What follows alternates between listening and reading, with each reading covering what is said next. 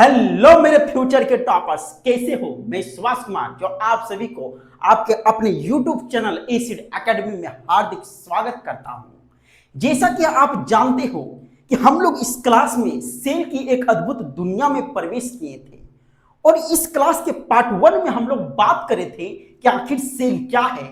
Cell के discovery के बारे में बात किए थे, सेल के shape, size, number of cell के बारे में बात किए थे और आज के इस क्लास में हम लोग सेल के उसी अद्भुत दुनिया में और गहराइयों में जाएंगे और बात करेंगे कि आखिर सेल का स्ट्रक्चर क्या है, सेल का स्ट्रक्चर किस तरह है, सेल के अंदर क्या क्या चीज प्रेजेंट है और सारी चीजों के क्या क्या फंक्शन है। तो चलिए स्टार्ट करते हैं। तो सबसे पहले हम लोग बात करते हैं स्ट्रक्चर ऑफ सेल के बारे में। जैसा कि हम जानते हैं कि सभी सेल के जो शेप, साइज और एक्टिविटी जो होते हैं सारे के क्या होते हैं, अलग अलग होते हैं। लेकिन क्या होता है कि वे सारे सेल में 3 मेजर फंक्शनल रीजन होता है, यानी वह रीजन जहां पे सेल के सारे फंक्शंस होते हैं। और वे कौन है? नंबर 1 है प्लाज्मा मेम्ब्रेन, या तो इसी को सेल मेम्ब्रेन बोला जाता है। दूसरा है आपका द न्यूक्लियस एंड तीसरा है आपका द साइटोप्लाज्म। तो यदि आप यहां पे देखोगे तो ये क्या है, एक सेल है। तो सेल का जो सबसे बाहरी जो लेयर है, जो एक पतली झिल्ली से बनी होती है, एक थीन मेम्ब्रेन से बनी होती है, इसी को हम क्या बोलते हैं? प्लाज्मा मेम्ब्रेन या तो सेल मेम्ब्रेन बोलते हैं। और इस सेल का जो सेंटर वाला जो भाग है, इसी को हम क्या बोलते हैं? न्यूक्लियस बोलते हैं। और इस न्यूक्लियस और प्लाज्मा मेम्ब्रेन के बीच का जो भाग है, इसी को हम क्या बोलते हैं? साइटोप्लाज्म बोलते हैं। यदि हम बात करते हैं प्लाज्मा मेम्ब्रेन के बारे में, तो प्लाज्मा मेम्ब्रेन क्या है कि इट कंटेंट्स ऑफ लिपोप्रोटीन, यानी प्लाज्मा मेम्ब्रेन जो है वह किससे बना हुआ है? लिपोप्रोटीन से बना हुआ है, यानी उसमें लिपोप्रोटीन कंटेन होते हैं। यदि नेक्स्ट बात करते हैं तो नेक्स्ट क्या है कि it is semi permeable.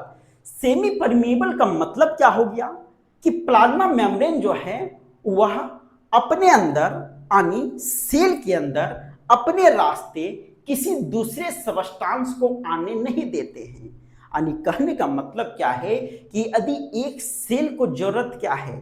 Oxygen जरूरत है, ऑक्सीजन का आना जरूरत है, कार्बन डाइऑक्साइड का जाना जरूरत है। तो कहने का मतलब क्या हो गया, और सारी चीजों की जरूरत होती है। तो जितने भी चीजें, जितने भी सबस्टांस की जरूरत होती है, उसको क्या करता है? उसको ही सेलेक्ट करके सेल के अंदर आने देता है, बाकी चीजों को उसके अंदर आने नहीं देता। उसी को हम क्या बोलते हैं? सेमी परमिएबल बोलते हैं। ओके, यानी कहने का मतलब क्या हो गया कि मान के चलिए कि आप स्कूल जाते हो। स्कूल जाते हो इसका मतलब क्या हो गया कि आप स्कूल जाते हो, आप स्कूल के क्या हो? स्टूडेंट हो। तो स्कूल में या तो आपको प्रवेश करने दिया जाएगा या तो फिर आपके टीचर्स को प्रवेश करने दिया जाएगा। लेकिन बाकी जो लोग यदि आएंगे, दूसरे लोग यदि आएंगे, तो फिर उसको वहां पे प्रवेश करने नहीं दिया जाएगा, उसको वहां पे एंट्री करने नहीं दिया जाएगा, उसको गेट में ही रोक लिया जाएगा। तो कहने का मतलब क्या है कि प्लाज्मा मेम्ब्रेन जो है एक गेट कीपर की तरह काम करता है, एक सिक्योरिटी गार्ड की तरह काम करता है। जो भी जरूरतें चीज है सेल के लिए, उसी को आने के लिए देता है, बाकी चीजों को वह आने नहीं देता। आगे क्या है कि selectively growth of a cell is limited. यानी कहने का मतलब क्या हो गया कि कोई भी जो एनिमल सेल है वह ज्यादा बड़ा नहीं हो सकता। ज्यादा बड़ा क्यों नहीं हो सकता भाई? क्योंकि यदि सेल यदि बड़ा होंगे तो उसकी जरूरतें क्या हो जाएगी? और बड़ी हो जाएगी। उसमें ज्यादा फूड की आवश्यकता होगी, ज्यादा ऑक्सीजन की आवश्यकता होगी और ज्यादा वेस्ट मटेरियल भी वहां से निकलेंगे। लेकिन इसमें केवल क्या है? प्लाज्मा मेम्ब्रेन जो बड़े हुए सेल को, बढ़ते हुए सेल को ज्यादा यह कंट्रोल करके नहीं रख पाएगी। इसी कारण क्या होता है कि एनिमल सेल में केवल प्लाज्मा मेम्ब्रेन प्रेजेंट होने के कारण सेल का जो ग्रोथ है वह लिमिट हो जाता है। नेक्स्ट आपका क्या है कि divide to form 2 cells, new cell called daughter cell. यानी कहने का मतलब क्या हो गया कि एक लिमिट के बाद सेल क्या होते हैं? 2 भागों में बट जाते हैं। ठीक है। तो दो भागों में जब बटेंगे तो दोनों भाग जो है प्लाज्मा मेम्ब्रेन से होते हुए क्या होते हैं, अलग हो जाते हैं और फिर दोनों सेल में फिर प्लाज्मा मेम्ब्रेन ऊपर से आ जाते हैं। और जो नए सेल यानी डिवाइड होने के बाद जो नए सेल बनते हैं उसी सेल को हम क्या बोलते हैं, डॉटर सेल के नाम से हम जानते हैं। अब यदि हम बात करते हैं कि प्लाज्मा मेम्ब्रेन का फंक्शन क्या है, तो प्लाज्मा मेम्ब्रेन का फंक्शन क्या है कि it provide shape to the cell and protects its. यानी कहने का मतलब क्या हो गया कि जो प्लाज्मा मेम्ब्रेन है वह कोई भी सेल का यानी कोई भी सेल का क्या करेगा, उसका शेप को निर्धारित करेगा और उस सेल को प्रोटेक्शन करने में भी मदद करेगा। उसके बाद फिर क्या है कि the membrane separate cells from one another and also the cells from the surrounding medium. यानी इसका मतलब क्या हो गया कि जो प्लाज्मा जो मेम्ब्रेन होता है, तो प्लाज्मा मेम्ब्रेन के कारण क्या होता है कि अलग अलग सेल एक दूसरे से अलग अलग होते हैं। यानी कहने का मतलब क्या हो गया कि बहुत सपोज कीजिए कि बहुत सारे सेल हैं, यदि उसमें प्लाज्मा मेम्ब्रेन ना दिया जाए, प्लाज्मा मेम्ब्रेन यदि ना हो तो सारे सेल क्या होंगे, एक दूसरे के साथ मिक्स हो जाएंगे, होंगे कि नहीं, एकदम होंगे। तो उसी के कारण क्या होता है कि प्लाज्मा मेम्ब्रेन होने के कारण सारे सेल एक दूसरे से मिक्स नहीं होते, यानी सारे जो सेल है वे एक दूसरे से अलग अलग होते हैं। और प्लाज्मा मेम्ब्रेन होने के कारण सेल के आसपास में, सेल के चारों तरफ जो अन्य सबस्टांस होते हैं उससे भी क्या होते हैं, वे अलग रहते हैं। ओके, नेक्स्ट क्या है, डिफ्यूजन। ठीक है, यानी प्लाज्मा मेम्ब्रेन में ही क्या होता है, डिफ्यूजन प्रोसेस होता है, यानी प्लाज्मा मेम्ब्रेन के द्वारा ही डिफ्यूजन प्रोसेस होता है। डिफ्यूजन का मतलब क्या हो गया कि कोई भी सेल में क्या होता है, ऑक्सीजन, कार्बन डाइऑक्साइड, ठीक है ना, एंटर और आउट होते हैं और अन्य सारे आयंस हो गए, ठीक है, और अन्य सारे जो सबस्टांस है वे क्या करते हैं, एंटर और आउट होते हैं। ऐसा क्यों होता है, क्योंकि प्लाज्मा मेम्ब्रेन में क्या होते हैं, छोटे छोटे पोरस होते हैं, यानी छोटे छोटे छिद्र होते हैं। उसी के कारण ऐसी सिचुएशन होती है, ये सारी एक्टिविटी होती है और वही एक्टिविटी को हम क्या बोलते हैं, डिफ्यूजन बोलते हैं। ओके, और ऑस्मोसिस क्या होता है, ऑस्मोसिस मतलब भी क्या होता है, ये भी डिफ्यूजन से ही रिलेटेड है।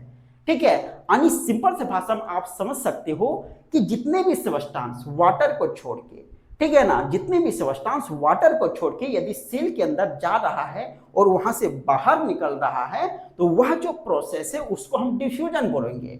लेकिन in the special case of water क्या होता है कि जब वाटर का एंट्री होना होगा, जब water high concentration to low concentration जाएगा या तो फिर low concentration to high concentration जाएगा, तो यह जो प्रोसेस है, यह जो यानी अंदर और बाहर का जो प्रोसेस है स्पेशली किसके लिए, वाटर के लिए, उसी प्रोसेस को हम क्या बोलते हैं, ऑस्मोसिस बोलते हैं। ओके, तो ये भी जितने भी फंक्शन थे सारे फंक्शन किसके थे, प्लाज्मा मेम्ब्रेन के फंक्शन थे। अब आगे बात करते हैं, आगे क्या है आपका न्यूक्लियस। न्यूक्लियस क्या होता है कि the nucleus is a major centrally located spherical cellular component. यानी कहने का मतलब क्या हो गया कि न्यूक्लियस क्या है, एक सेल का सेंटर भाग है, ठीक है ना, एक सेल का सेंटर भाग है। यानी यह जो न्यूक्लियस है कोई भी सेल में कहां प्रेजेंट होता है, इसके सेंटर में प्रेजेंट होता है, जो जनरली स्फेरिकल शेप का होता है।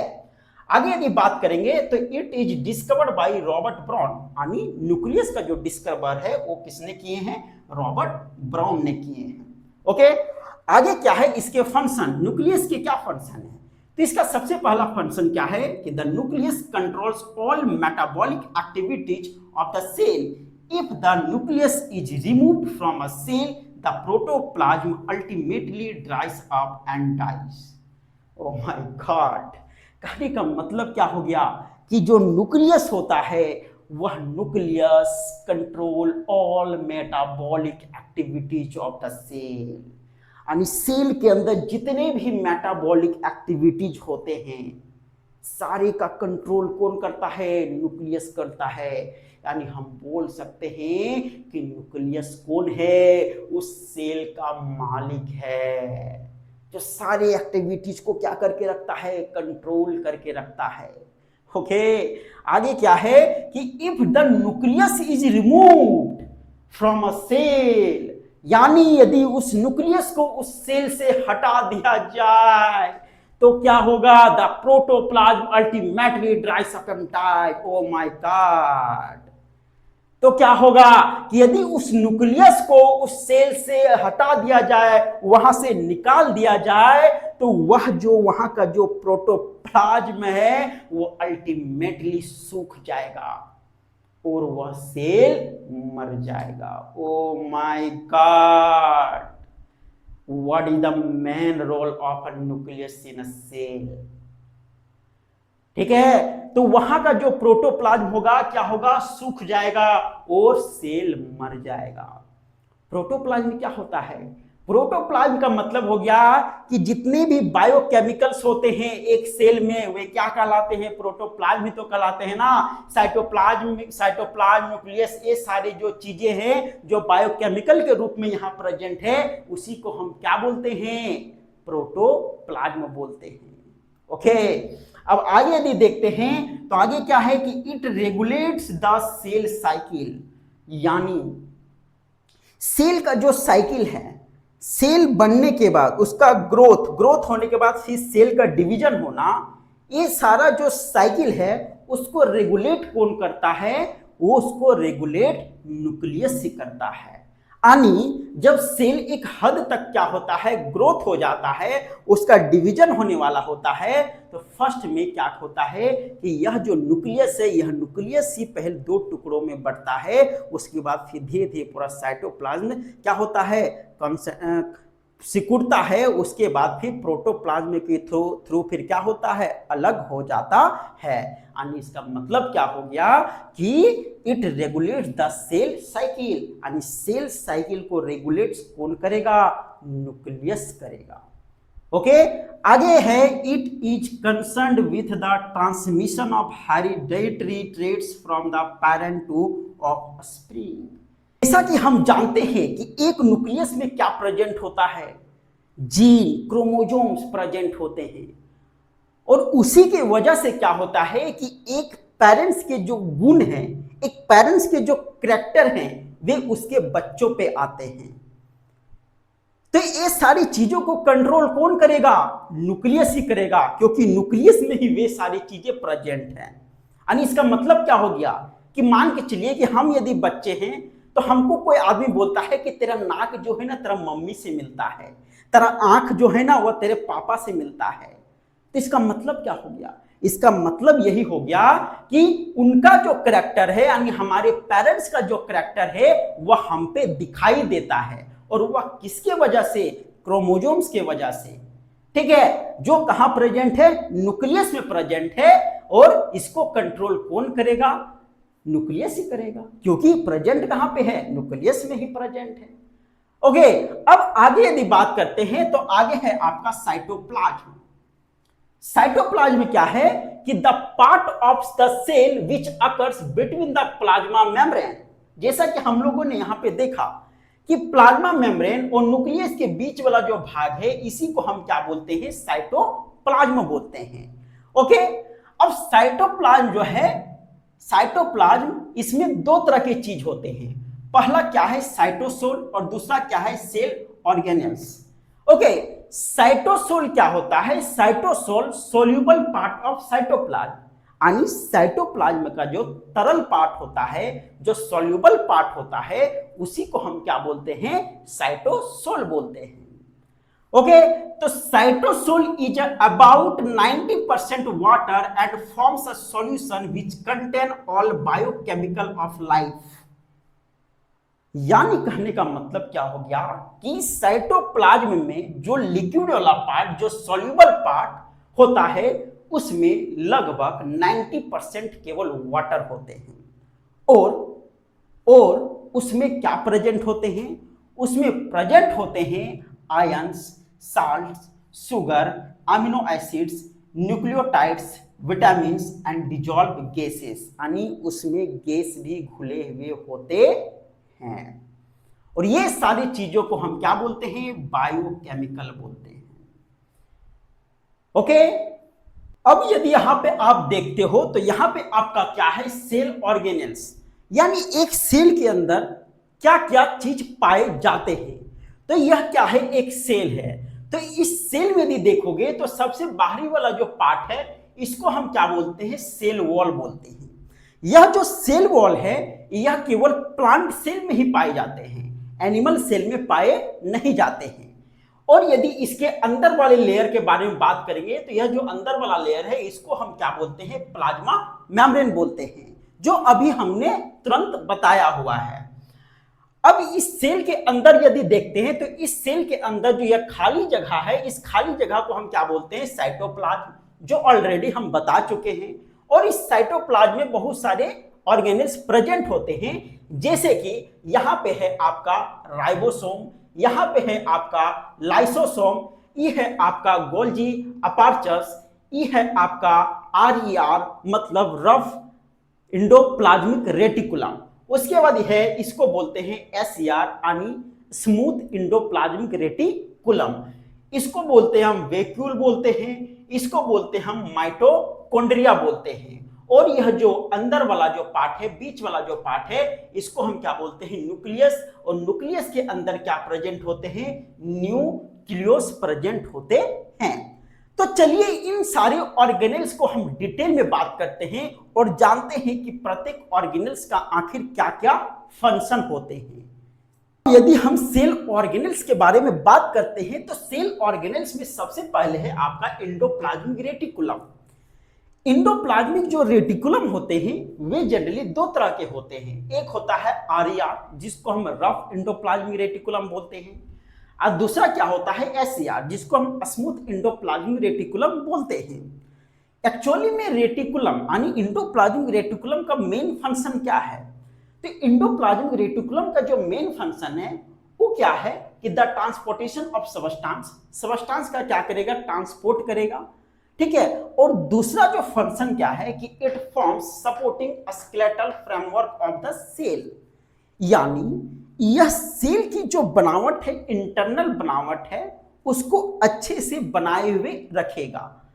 यानी सेल का जो ढांचा देने का जो काम है, उसका फ्रेमवर्क देने का जो काम है, वह कौन करेगा, इंडोप्लाज्मिक रेटिकुलम करेगा। यानी सेल को सपोर्टिंग करने का जो काम करेगा वह कौन करेगा, इंडोप्लाज्मिक रेटिकुलम करेगा। सपोज कीजिए आप जब घर बनाते हो तो घर में क्या करते हो कि पिलर देते हो, है ना, यानी बीम खड़ा करते हो ताकि उस घर को अच्छे से सपोर्ट मिल सके, वह घर धसे नहीं। वही सेम जो वर्क है वह कौन करता है, इंडोप्लाज्मिक रेटिकुलम करता है। कहां पे करता है, सेल में करता है, ताकि वह सेल को जब दबाया जाए तो वह पिचके नहीं, वह अपनी शेप में बना हुआ रहे। ओके। और यहाँ पे यदि देखते हैं तो यह दो प्रकार का है, एक है आरईआर यानी रफ एंडोप्लाज्मिक रेटिकुलम और दूसरा है एसईआर यानी स्मूथ एंडोप्लाज्मिक रेटिकुलम। आरईआर जो होता है, रफ एंडोप्लाज्मिक रेटिकुलम जो होता है, यह प्रोटीन का फॉर्मेशन करता है, और एसईआर जो है यह फैट्स का फॉर्मेशन करता है। एक्चुअली में जो एंडोप्लाज्मिक रेटिकुलम होते हैं वह स्मूथ और रफ क्यों होते हैं, तो स्मूथ और रफ का मतलब क्या हो गया कि स्मूथ मतलब तो उसमें किसी प्रकार का कोई चीज अलग से है नहीं, लेकिन रफ में क्या है कि रफ एंडोप्लाज्मिक रेटिकुलम में ऊपर में कुछ छोटे छोटे धब्बे टाइप के होते हैं, और वही धब्बा को हम क्या बोलते हैं, वही धब्बा को हम बोलते हैं राइबोसोम्स बोलते हैं। और वही राइबोसोम्स की मदद से वहां क्या होता है कि प्रोटीन सिंथेसिस होता है। इसी कारण यहां पे लिखा गया है कि आरईआर जो है प्रोटीन फॉर्मेशन करता है। लेकिन सच बात यह है कि rough endoplasmic reticulum protein synthesis नहीं करता। प्रोटीन सिंथेसिस तो राइबोसोम करते हैं जो उसके ऊपर में प्रेजेंट होते हैं। तो क्वेश्चन यदि आए इंडोप्लाज्मिक रेटिकुलम में किस साइड में प्रोटीन सिंथेसिस होता है, तो किस साइड में होता है, रफ एंडोप्लाज्मिक रेटिकुलम में होता है। ओके, जहां रफ सरफेस है वहां पे प्रोटीन सिंथेसिस होता है, लेकिन प्रोटीन सिंथेसिस कौन करेगा, उसमें प्रेजेंट राइबोसोम्स करेंगे। ओके, अब नेक्स्ट क्या है आपका, राइबोसोम्स। तो राइबोसोम का मेन फंक्शन क्या है, अभी जस्ट हमने बताया कि it play an important role in the synthesis of protein, यानी प्रोटीन सिंथेसिस करने में राइबोसोम एक बहुत बड़ी भूमिका निभाता है। आगे यदि हम देखते हैं तो आगे है आपका गोल्जी अपार्चस। इसी को हम बोलते हैं गोल्जी बॉडी, या तो इसी को बोलते हैं हम गोल्जी कॉम्प्लेक्स बोलते हैं। ठीक है, इसकी जो डिस्कवर है यह जनरली कैमिलो गोल्जी ने किए हुए हैं।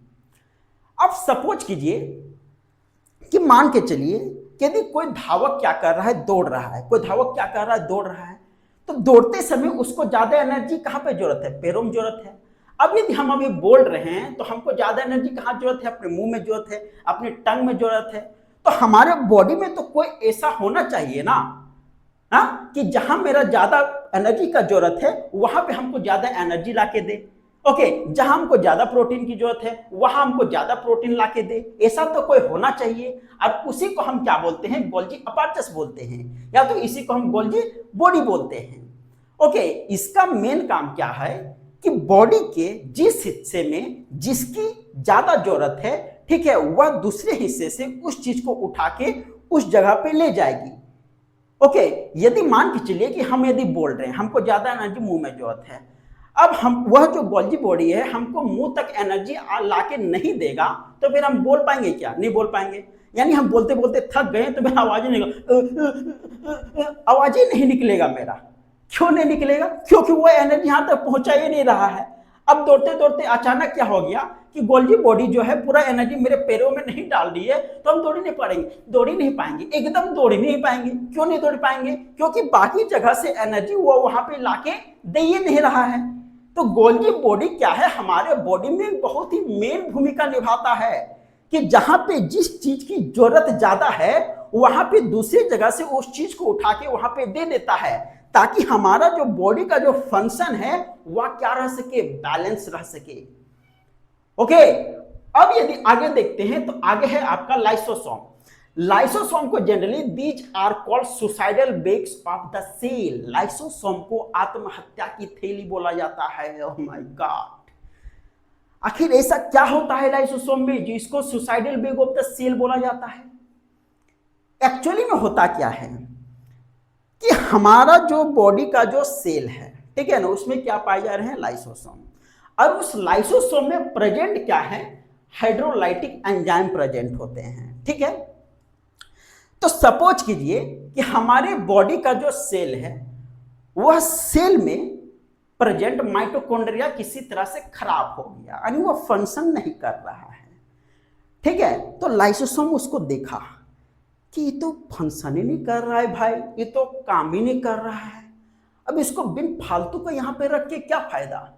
तब यह क्या करेगा, अपना अंदर की शक्ति निकालेगा, यानी अपना एंजाइम, हाइड्रोलाइटिक एंजाइम निकालेगा और उसके ऊपर छिड़क देगा। जैसे उसके ऊपर छिड़का, वह जो माइटोकॉन्ड्रिया है पूरी तरह से नष्ट हो गया, यानी जल गया। यानी यह जो हाइड्रोलाइटिक एंजाइम होता है बहुत ही खतरनाक होता है। ठीक है ना, किसी के भी ऊपर यदि हाइड्रोलाइटिक एंजाइम लाइसोसोम यदि छिड़क दे तो पूरी तरह से जल के नष्ट हो जाएगा। ठीक है, तो लाइसोसोम एक्चुअली में करता क्या है कि वह देखता है सबको कि माइटोकॉन्ड्रिया सही से काम कर रहा है, राइबोसोम सही से काम कर रहा है, गोल्जी बॉडी क्या कर रहे हो, यस सर, क्या कर रहे हैं, काम कर रहे हैं, या काम करना है अच्छे से। अब देखा कि वहां पे जो प्रेजेंट जो आपका वैक्यूल जो है वह आपका सही से काम नहीं कर रहा है। लाइसोसोम पूछता है, क्या वैक्यूल भाई, क्या हालचाल? तो बोलता है सब ठीक ठाक, मजे में हैं हम। बोले मजे में, तुम काम नहीं कर रहे हो यार? वैक्यूल बोलता है आज हम थक गए हैं, आज मेरा काम करने का मूड नहीं है। लाइसोसोम बोलता है अच्छा, काम करने का मूड नहीं है, पकड़ेगा उसको और उसके ऊपर हाइड्रोलाइटिक एंजाइम छिड़क देगा, ले बेटा जा तू। अब क्या होगा, वैक्यूल का काम तमाम। तो इसी तरह क्या होते हैं कि लाइसोसोम देखता है सबको कि कौन सही से काम कर रहा है कि नहीं कर रहा है। यदि नहीं कर रहा है तो उसके ऊपर हाइड्रोलाइटिक एंजाइम छिड़केगा, उसको वहां से हटा देगा। या तो किसी भी प्रकार से कोई भी सेल क्या होते हैं यदि डेड हो जाते हैं, ठीक है ना। अब कहने का मतलब क्या हो गया, सेल डेड होने का मतलब क्या हो गया कि मान के चलिए कि एक पूरा सेल है, अब पूरा सेल में बहुत सारे सेल ऑर्गेनेल्स प्रेजेंट हैं। अब सेल ऑर्गेनेल्स में सारे सेल ऑर्गेनेल्स क्या कर रहे हैं, यदि सही से फंक्शन नहीं कर रहे हैं तो फिर लाइसोसोम क्या करेगा, अपने आप को उस समय पूरा फाड़ देगा। जब फाड़ देगा तो उसके अंदर से निकलेंगे पूरा हाइड्रोलाइटिक एंजाइम, और जब पूरा हाइड्रोलाइटिक एंजाइम निकलेंगे तो सारा सेल ऑर्गेनल्स उसी समय क्या हो जाएगा, नष्ट हो जाएगा, यानी वह जो है अपने आप को वहां पे सुसाइड कर लेगा। इसी कारण लाइसोसोम को क्या बोलते हैं, suicidal break of the cell बोलते हैं। ओके, लेकिन एक बात ध्यान दीजिएगा कि हमारा जो ब्लड जो सेल है उसमें लाइसोसोम नहीं पाए जाते हैं। ओके, हमारे जो ब्लड जो सेल है उसमें लाइसोसोम नहीं पाए जाते हैं। तो होता है एक्चुअली में क्या है कि जैसा कि हम जानते हैं कि आरबीसी का जो टोटल जीवन काल कितना होता है, 120 दिन होता है। ठीक है, अब 120 दिन क्या होगा कि वह मर जाएगा उसके सेल। अब हमारे ब्लड में यदि जो भी आरबीसी का जो सेल है यदि मर के वहीं पर रह गया तो फिर वह सड़ने लगेगा। कोई भी बॉडी का सेल यदि कहीं पे मर के वहीं पर रह जाए तो फिर वहां पे सड़ना स्टार्ट हो जाएगा, ठीक है ना। इसी का नियर लाइसोसोम उसको जला देता है।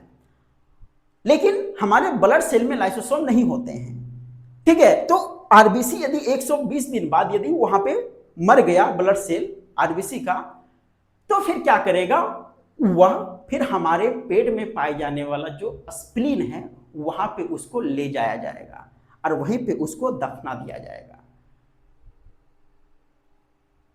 ओके, तो लाइसोसोम का मेन काम क्या है कि सेल्स को क्या करना, नष्ट कर देना, यानी वैसा सेल जो सही तरीके से फंक्शन नहीं कर रहा है उसको क्या करना, पूरी तरह से नष्ट कर देना। ओके, जैसे कि कहने का मतलब क्या होता है मालूम है, जब कोई मारता है चटाक के हमको मारा तो देखते नहीं हो, या तो अचानक कोई भी चीज कर रहे हैं, हम दरवाजा खोल रहे हैं, दरवाजा में अंगुली चिपा गया। अब क्या होता है कि वहां पे लाल हो जाता है, जहां पे कोई मारा वहां पे लाल हो जाता है। लाल हो गया मतलब वहां का जो सेल है क्या होता है, डेड हो जाता है। ठीक है, सेल वहां पे क्या हो गया, डेड हो गया। अब बाकी जो सेल है ना, अब बाकी जो सेल है उसके लाइसोसोम झांक के देखते हैं, क्या हो गया उसको, यहाँ पे पूरा लाल हो गया है, उसका क्या एक्चुअली में हो क्या गया है। तब फिर क्या होता है कि बाकी सेल के जो लाइसोसोम होते हैं वे अपने हाइड्रोलाइटिक एंजाइम थोड़ा थोड़ा छिड़क देते हैं।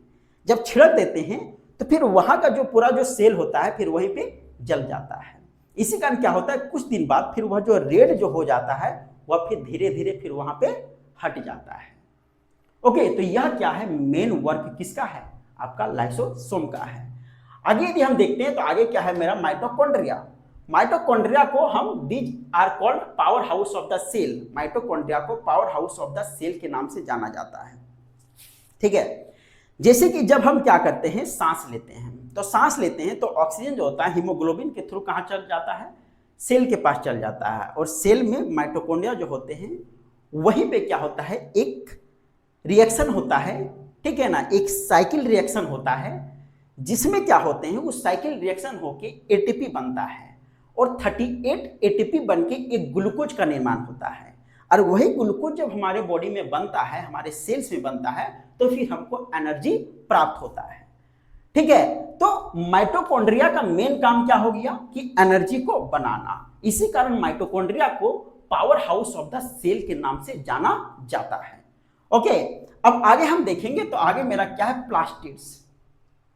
प्लास्टिड जो होता है ये जनरली प्लांट सेल में पाए जाते हैं, एनिमल सेल में नहीं पाए जाते हैं। ओके, अब प्लास्टिड में क्या प्रेजेंट होते हैं, क्लोरोप्लास्ट, क्रोमोप्लास्ट और ल्यूकोप्लास्ट। क्लोरोप्लास्ट जो होता है वह ग्रीन कलर का होता है, क्रोमोप्लास्ट जो होता है वह कलरफुल होता है, ठीक है, और ल्यूकोप्लास्ट जो होता है वह कलरलेस होता है, यानी इसमें किसी भी प्रकार का कोई भी कलर नहीं होता। तो क्लोरोप्लास्ट का क्या मेन फंक्शन है, क्लोरोप्लास्ट का मेन फंक्शन क्या है कि chloroplast trap solar energy and utilize to manufacture food for the plant. ठीक है, यानी प्लांट के जो जहां पे क्लोरोप्लास्ट पाए जाते हैं, तो प्लांट में क्लोरोप्लास्ट कहां पाए जाएंगे, उसके पत्तों में पाए जाएंगे। तो फिर क्या होता है कि पत्तों में क्या होता है कि जो सन एनर्जी होता है, सोलर एनर्जी होता है, उसको वहां से लेता है और उसका यूज करके फोटोसिंथेसिस क्रिया करके, फोटोसिंथेसिस प्रोसेस करके फिर फूड बनाता है। ओके, अब आगे क्या है, chromoplast. Chromoplast import various colors to flowers to attract insect for pollination। यानी कहने का मतलब क्या है कि कोई पौधा में देखोगे कि जो फ्लावर होते हैं वे कलरफुल होते हैं। वे कलरफुल क्यों होते हैं? ताकि कोई भी पॉलिनेटर को क्या कर सके, वह फ्लावर उसको अट्रैक्ट कर सके अपनी ओर। जब उसको अपनी ओर आकर्षित करेगा तो वह इंसेक्ट वह वहां पे आएगा और उसमें पॉलिनेशन करवाने में हेल्प करेगा। ओके, अब आगे क्या है, ल्यूकोप्लास्ट। तो ल्यूकोप्लास्ट का मेन फंक्शन क्या है कि leucoplast store food in the form of carbohydrates यानी starch, fats and proteins. Okay, यानी ल्यूकोप्लास्ट क्या करता है, वह उस पौधे में, उस सेल में क्या करते हैं कि फूड को स्टोर करके रखता है। किस फॉर्म में? कार्बोहाइड्रेट के फॉर्म में, इसी को हम स्टार्च भी बोलते हैं, ठीक है, या तो फैट्स के फॉर्म में या तो फिर प्रोटीन के फॉर्म में। अब आगे यदि हम देखते हैं तो आगे है वैक्यूल। ठीक है, वैक्यूल जो होता है it help to maintain the osmotic pressure in a cell. यानी वैक्यूल जो होता है वह सेल में क्या करता है, ऑस्मोटिक प्रेशर को मेंटेन करने में मदद करता है। यानी ऑस्मोटिक प्रेशर को क्या मेंटेन करने में मदद करता है। वैक्यूल जो होता है वह हमारे भी बॉडी में यानी एनिमल सेल में भी और प्लांट सेल दोनों में पाए जाते हैं। लेकिन प्लांट सेल में क्या होते हैं, उसकी जो शेप होती है वो थोड़े बड़े बड़े होते हैं, लेकिन एनिमल सेल में क्या होते हैं, वह छोटे छोटे होते हैं। जैसा कि बोला जाता है कि हमारे बॉडी का पूरा जो हिस्सा है वह 65% केवल वाटर है। पूरे 65% वाटर, तो क्या हमारा पेट जो इतना छोटा है उसमें उतना पानी भरा रहेगा? अरे नहीं, 65% वाटर कहने का मतलब क्या है कि वो केवल पेट में नहीं है। पेट में वही है जो हम केवल पी रहे हैं, हम जो पीते हैं। बाकी जो वाटर है उस सेल के वैक्यूल में प्रेजेंट होते हैं। ओके, उसी तरह क्या होता है कि प्लांट सेल में भी होते हैं। प्लांट सेल में ज्यादा बड़े बड़े वैक्यूल होते हैं और वही वैक्यूल क्या करते हैं, प्लांट में या तो फिर पेड़ में वाटर स्टोर करके रखते हैं और उसको समय पड़ने पर उसका यूटिलाइज करते हैं। और समझ में, सपोज कीजिए कि 12 महीना तो आपका बारिश होता नहीं है, तो बड़े बड़े जो पेड़ हैं फिर वो पानी कहाँ से लाएंगे? और समझ में, तो वह पानी जो है उसके वैक्यूल में स्टोर जो होते हैं उसी का क्या करते हैं, वह यूटिलाइज करते हैं, या तो उसके जड़ों के द्वारा, ठीक है ना, यदि कोई सोर्स वाटर तक पहुंच गया तो फिर वहां से वह यूटिलाइज कर लेते हैं।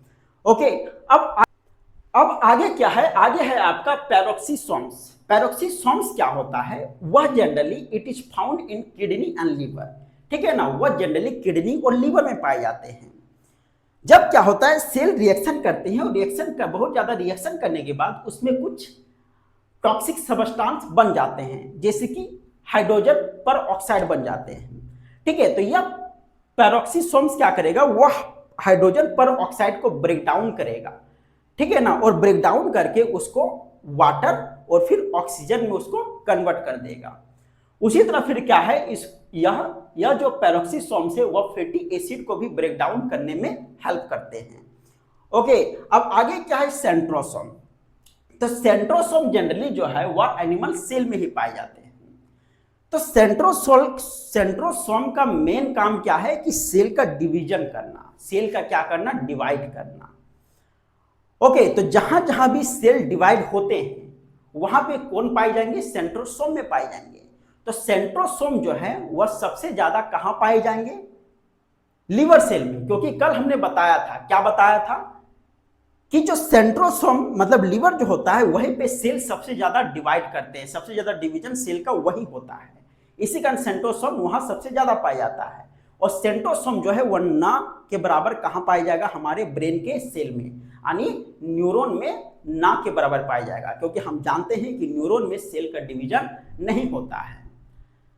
ओके, लेकिन क्या होता है कि हम देखते हैं कि कभी कभी हमारे ब्रेन में ब्रेन ट्यूमर हो जाता है। तो जब ब्रेन में सेंट्रोसोम नहीं पाए जाते हैं, वह सेल डिवाइड नहीं करता है, तो एक्स्ट्रा सेल बन के फिर ट्यूमर कैसे बन जाता है भाई? तो एक्चुअली में क्या होता है कि हमारे ब्रेन में जितने भी सेल हैं यानी जितने भी न्यूरॉन हैं, ठीक है ना, तो उस न्यूरॉन का जितने भी सेल है उसमें टोटल 90% केवल न्यूरॉन सेल पाए जाते हैं और 10% जो है वह ग्लियल सेल पाए जाते हैं। भले न्यूरॉन सेल में क्या है कि सेंट्रोसोम नहीं पाए जाते हैं, लेकिन ग्लियल सेल में क्या है कि सेंट्रोसोम पाए जाते हैं।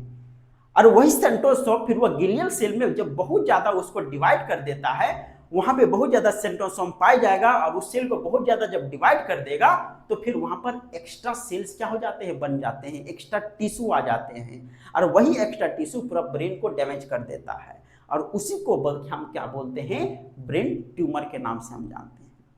ओके, अब आगे क्या है, आगे है आपका सेल वॉल। सेल वॉल जो है वो जनरली प्लांट सेल में पाए जाते हैं, ठीक है, जो सेलुलोज का बना होता है। जैसे कि हमने बताया था कि जो भी सेल होते हैं उसमें प्लाज्मा मेम्ब्रेन होते हैं। प्लाज्मा मेम्ब्रेन मतलब क्या, एक झिल्ली, ठीक है, और उसी के अंदर क्या है, सारे सेल ऑर्गेनेल्स हैं। जैसे कि मान के चलिए कि आप दुकान कोई चीज खरीदने गए तो एक पॉलीथीन दिया, एक झिल्ली दिया, उसी में आपको डाल दिया, आलू डाल दिया, नमक डाल दिया, उसी में धनिया, सब कुछ उसी में डाल दिया भाई। अब जब सामान बहुत ज्यादा हो गया तो फिर एक डबल प्लास्टिक दे देता है ताकि वह फटे नहीं। तो कहने का मतलब क्या है कि जो छोटे सेल, तो छोटे सेल किसमें पाए जाएंगे, एनिमल सेल में, तो उसमें केवल प्लाज्मा मेम्ब्रेन रहेगा तो काम चल जाएगा। लेकिन प्लांट सेल में क्या होते हैं कि बड़े बड़े सेल पाए जाते हैं।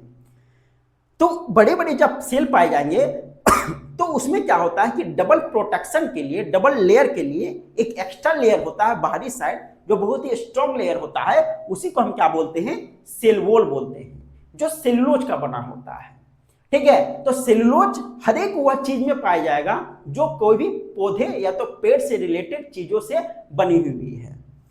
ओके, तो आई होप कि यह क्लास आपको बहुत ही इंटरेस्टिंग लगा होगा, बहुत ही अच्छे से समझ में आया होगा। क्लास कैसी लगी हो कमेंट सेक्शन में बताइए। वीडियो अच्छी लगी हो तो वीडियो को लाइक कीजिए, चैनल में यदि नए हो तो चैनल को सब्सक्राइब कीजिए। मिलते हैं इसका नेक्स्ट पार्ट नेक्स्ट वीडियो में, तब तक के लिए धन्यवाद।